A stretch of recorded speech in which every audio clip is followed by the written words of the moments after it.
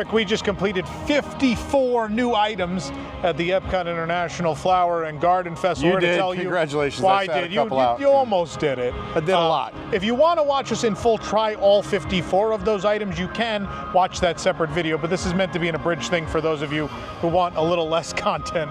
This is going to be our 7 best and 7 worst of everything we ate today. That's going to be the 54 new items or the Garden Graze items where you collect a stamp and then get that Dole Whip at the end. And if you like this kind of stuff, please like and subscribe. Helps us out a lot. Yeah. So we can keep doing stuff like this. Where do we start, Tom? You want the top 7? Let's get the bad stuff out of the way. We'll start with the bottom 7. The first entry in the bottom 7 is actually 2 different items that were similar, right? The coconut water and the alcohol. Oh, I thought you were going to save this because it was the absolute worst thing I've had at any festival, and I'm willing to say that at this point. Yeah, the coconut water and the alcoholic version of the coconut water. From Beach Grub. Were terrible. Terrible. So those are the new boots over there. We had some real fun stuff over there, but man, I drink coconut water.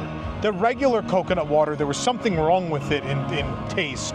But then when you added in the alcohol, it somehow got worse. Yeah. I don't know how.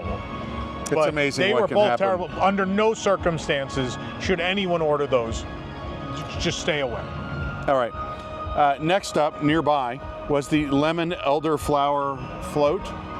From Swirled Showcase? Yes. No, that was Swirled Showcase. I'm sorry. Yep, Swirled Showcase. Now the lemon sorbet, you can get in a cup or cone. We like that. It's pretty normal, but it's good. But once you put it in this bitter beer, it was just ugh. It was a bitter elderflower beer like float, and it was just not working for anybody. Don't do that. In fact, it worked out even worse for people who tried it off camera. Yeah. That we gave it to afterward. All right. Next up, the Mediterranean veggie wrap. This is a pre-packaged item from the land cart. Why this exists, I'm not even sure. I appreciate that it's a vegan item, but it's very basic. There's not a whole lot going on except some pickled vegetables and a sauce that may or may not have been present throughout the whole thing. It's very basic, pre-packaged, sits there all day in a fridge. Defeats the purpose of a festival. Yeah, not good. Little mistake. The 7 does include both of the coconut waters. They're not combined for this, yes. Okay, next was, the Primavera Cacio Pepe e Gambari. The Primavera Kitchen, the Italy booth. That is the Primavera Cacio Pepe e Gambari. That's penne, shrimp, zucchini, peas, asparagus, and Cacio Pepe sauce. That's pepper and cheese. But we hated the cheese. It was disgusting. It was bad Parmesan. It ruined the whole thing. And the shrimp was super fishy. Italy is always a bad booth. It's been hit or miss as of late. This year it wasn't as awful as in the past, but it was just bad, regular bad, right. I'd say. Over at Hanami in Japan, the takoyaki. I didn't eat that. It was real low quality. Nana says she makes them at home, and she's made them at restaurants she's worked at. And this is bad takoyaki. That's octopus balls. They were not good. They were not right. They were fried. They were likely from frozen and then fried, and they were not good because of that. Sorry, the paper got wet. We got blown around. We got rained on. Actually, a rare entry into the worst list is France, Fleur de Lis. And they don't always make it. Every once in a while, the cat food can from several years ago comes to mind. Gnocchi Provençal aux herbes, canard confit sauce romarin. I don't know. It's duck gnocchi. The duck was super gamey. The gnocchi was just basically like plain potato. It was very lackluster, very forgettable, just a bad dish. So that rounds out our worst 7. Yeah. Okay. Yeah, 7. Now, we're going to the top 7, but I don't know if you have an order you want to put them in or not. Can we just leave? Can we leave the, where is it here? Leave that for last. I think that was the best thing we had all day. Okay. Unless you disagree. Number 1, the s'mores bar. Which was at, where was that from? Oh, Bubble. S'mores bar was at Beach Grub. Oh, it was also Beach Grub. That was fantastic. It was basically a brownie turned into a s'mores pop. So they had like melted marshmallow, singed marshmallow on the top over it, and a ganache. It was very nice. Now also over at Connections, we had the lemon lavender Baumkuchen. This was a surprise because the Baumkuchen's there every day, and it's solid, it's fine. We've had some festival ones that weren't great. This one was amazing. That little bit of icing on the exterior, that like crunchy icing was fantastic. The lavender on the back end. The cake was cooked perfectly, or baked perfectly, I should say. It's real moist and soft, and it's their best wonderful Baumkuchen I've had. Absolutely. And they have one every festival, no matter what. We've had a lot of Baumkuchen. This is the best EPCOT one. Yep.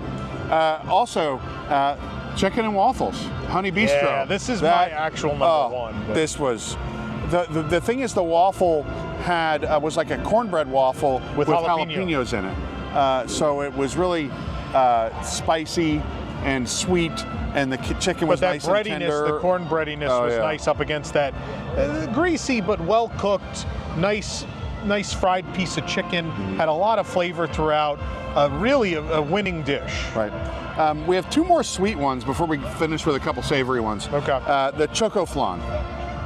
Choco Flan from Mexico was, I mean, just such a nice, moist and tender piece of cake. The cake was incredible. It was really one of the best, probably my favorite thing I ate all day. Probably one of the best things that we've had. Yeah, best thing the Mexico booth has ever put out. That is probably without correct. a doubt. And after that, they never miss the peaches and cream funnel cake at the funnel cake stand. I have a controversial take. Yeah. This is the best one we've ever had. Disagree. I think whoever was working in whatever cast member was in the funnel cake booth on what's today? Today's March 5th, 2025.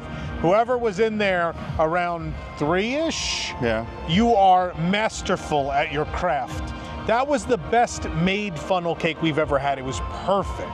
So now that might have played a role in it, but I thought the peaches were nice and soft and were it created a cobbler flavor, and it was like the best peach cobbler you could imagine. It was perfectly cooked, I'll agree, but you were not present when Nick and I did it, and there was like a strawberry cheesecake one with little chunks of cheesecake and strawberry, and it was a perfectly cooked funnel cake as well. Man, they're always good. All right, we're gonna finish off with. Is our actually, last item? Do you want to do? There's two more. Do you want to do the honorable mention after? Yeah, throw in the honorable mentions now. Let's do the honorable mention before we do the last two. The sparkling cocktail flight. Yeah, there are not a lot of cocktails I would go out of my way to get at these events that aren't dessert cocktails. Obviously, the Bailey's shake comes to mind at Food and Wine. Oh yeah. Things like that. There's a really nice sparkling wine flight at Yacht Grub that's surprising, and then also they have that meat. The meat tray was fine, but the cheese tray was really good. It just missed our top 7, really. Actually, that should be an honorable mention as well. Cheese tray. The cheese tray from Yacht Grub.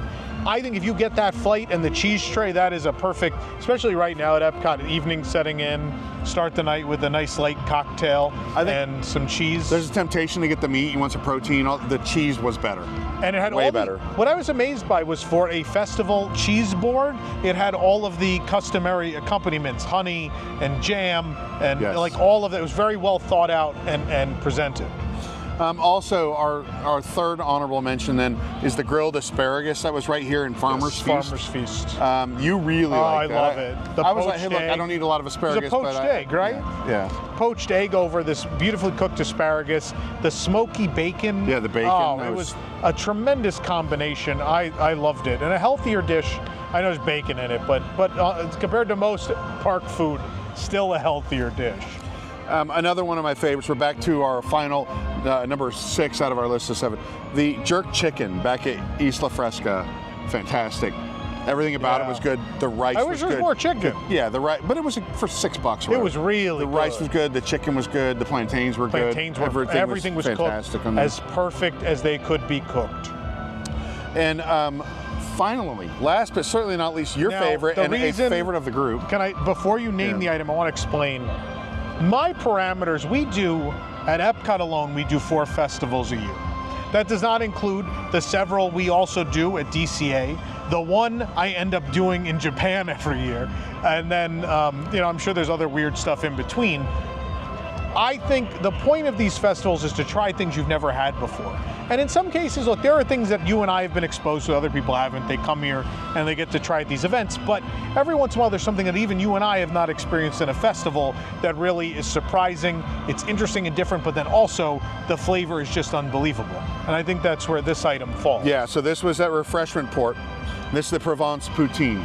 Now, poutine may sound like a pedestrian festival thing to pick, but this is a really interesting combination. It was very creative and thoughtful, the way that they mixed savory and sweet flavors, the honey with the herbs and everything on there. And what was the nut? There was a weird, I want to read this again, that really completed it, that nut, what was that called? It had a weird name. Here we go. So it was herbes de Provence, seasoned French fries, goat brie, lavender honey, hazelnut croquant. So it was hazelnut as croquant and fresh lavender. Everything worked. Don't you agree? Lee is holding the camera. Lee's like, oh everyone yeah, at the table. And the fries were not. Sometimes I've had the poutine here with a different type of fry that wasn't nearly customary Disney fast food French fries. These this wasn't were that. really They're thick cut, well salted, nice and hot and fresh, spectacular. Yeah, that was really great, and I think this festival was really good today. We really made great considering how many items we had to try, 54. and we hit everything. Sometimes there's a couple stragglers, but there's something's not available on the first day, or we weren't sure we were going to get that Joffrey's coffee because of the bee ban.